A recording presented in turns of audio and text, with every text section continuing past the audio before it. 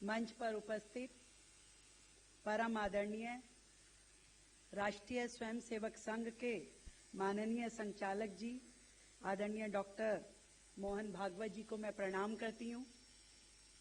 एक ऐसा संगठन जिसके बारे में देश के प्रधानमंत्री आदरणीय नरेंद्र मोदी जी ने स्वतंत्रता दिवस पर लाल किले की प्राचीर से जो शब्द इस्तेमाल किए कि देश ही नहीं दुनिया का सबसे बड़ा गैर सरकारी संगठन, एक ऐसा संगठन जिसका इतिहास समर्पण का इतिहास है, एक ऐसा संगठन जिसकी पहचान सेवा, समर्पण और अनुशासन है।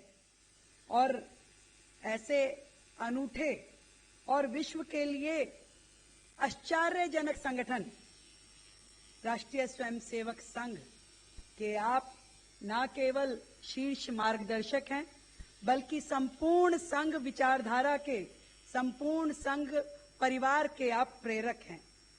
मैं आपकी उपस्थिति को बहुत बहुत प्रणाम करती हूं। मुझे लग रहा है कि इतनी बड़ी शख्सियत के लिए जो कार्यक्रम है, हॉल में तालियां बड़ा धीरे से बज रही है, जोरदार तालियां होनी चाहिए और थोड़ी देर तक बजती रहनी चाहिए ताकि कार्यक्रम में जिस शख्सियत के लिए हम यहां बैठे हैं उन्हें स्मरण करते हुए ये ध्यान कर पाएं कि वो कितनी बड़ी हस्ती थे। और मैं सही बताऊं, मैं ये ध्यान कर रही थी कि आदरणीय रमेश प्रकाश जी कार्यकर्ता के नाते संगठन से जुड़ करके जैसे काम करते थे, कभी ना उन्होंने किसी पद की इच्छा रखी, ना कभी गले में माला डालने की भावना रही। नींव के पत्थर, जो मन्नू दीदी ने कहा कि नींव के पत्थर के जैसे वो हमेशा संगठन को आगे बढ़ाने के लिए काम करते थे। मेरा सौभाग्य है कि मुझे उनका सानिध्य मिला, उनके काम को मैंने देखा। मैं बहुत बड़ी तो नहीं थी कि उस चीजों को उस समय समझ पाती, पर मैं इतना जानती हूं आदरणीय जी कि आज जहां पर मैं हूं वहां पे उनके मार्गदर्शन ने मुझे बहुत आगे बढ़ाया। मैं आज उनकी पुण्य आत्मा को प्रणाम करती हूं। और जितना काम उन्होंने संघ के स्वयं सेवक के नाते किया, सदैव कार्यकर्ता निर्माण की उस प्रक्रिया को वो चलाते रहे।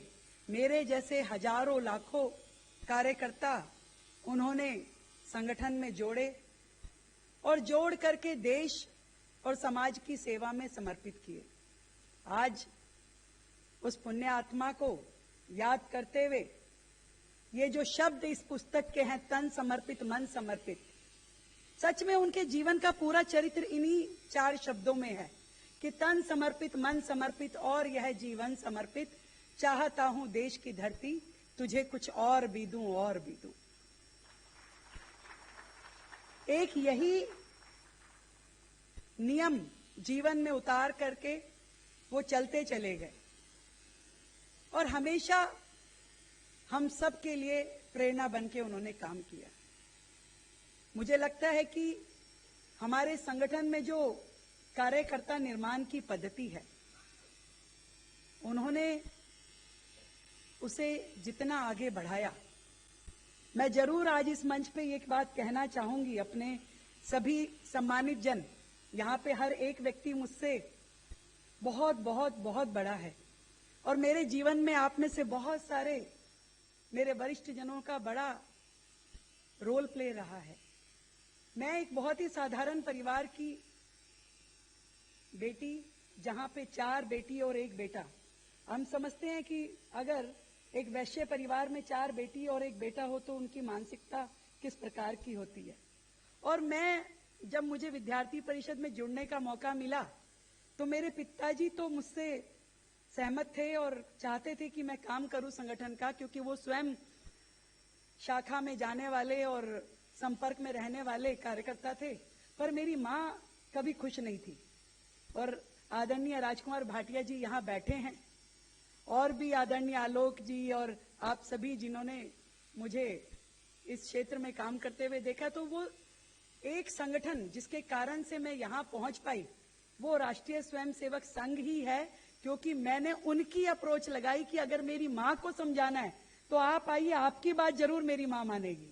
तो वो परिवार में आकर के उन्होंने जब बात करी मेरी माँ से कि भाई बेटी को अगर समाज सेवा में काम करना चाहती है तो इससे मौका मिलना चाहिए, और आपको क्या दिक्कत है, क्या हर्ज है। तो मैं यदि एक सीढ़ी भी चढ़ करके ऊपर समाज और संगठन से जुड़ पाई तो हमारे इस बड़े संगठन का उसमें बहुत बड़ा रोल है। और मेरी जैसी हजारों लाखों कार्यकर्ता कभी राष्ट्रीय सेविका समिति के माध्यम से जुड़ी, कभी विद्यार्थी परिषद के माध्यम से जुड़ी, और जुड़ करके आज समाज में यदि अपना इतना सा भी मैं योगदान दे पा रही हूं तो वो संगठन के कारण दे पा रही हूं। आज आदरणीय रमेश जी हमारे बीच में नहीं है, पर उस व्यक्तित्व को याद करते हुए हम यही आज प्रण ले सकते हैं कि जो 4 शब्द उनके जीवन को दर्शाते हैं, इसमें हम अपने आप को भी रंग करके अपने जीवन को भी इसी दिशा में लेके जाएं। आप सबको मेरा बहुत बहुत प्रणाम। मंच पे उपस्थित कलीपुरी जी को और हमारे राजीव तुली जी को, और मेरी बहुत ही आदरणीय और मां समान हमारी आशा जी, जिनका आशीर्वाद मुझे हमेशा मिला है, मैं पूरे परिवार को बहुत बहुत प्रणाम करती हूं कि आप सबके त्याग और तपस्या से ही आदरणीय रमेश जी समाज में इतने काम कर पाए, और हम सब के जीवन को उन्होंने प्रकाश में किया। एक दीपक बन के वो जले, दीपक वो रहे और प्रकाश पूरे समाज को मिला। बहुत बहुत नमस्कार।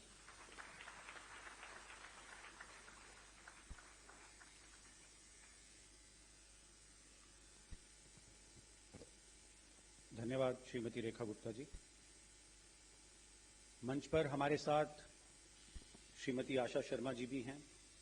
शुरू में परिचय में मैंने बताया आप स्वर्गीय रमेश प्रकाश जी की पत्नी हैं और सेविका समिति की अखिल भारतीय सह कार्यवाही का ऐसा दायित्व भी आपके पास रहा है। मैं उनसे निवेदन करता हूं कि हमारे सामने अपने आशीर्वचन रखें। परम पूजनीय जी,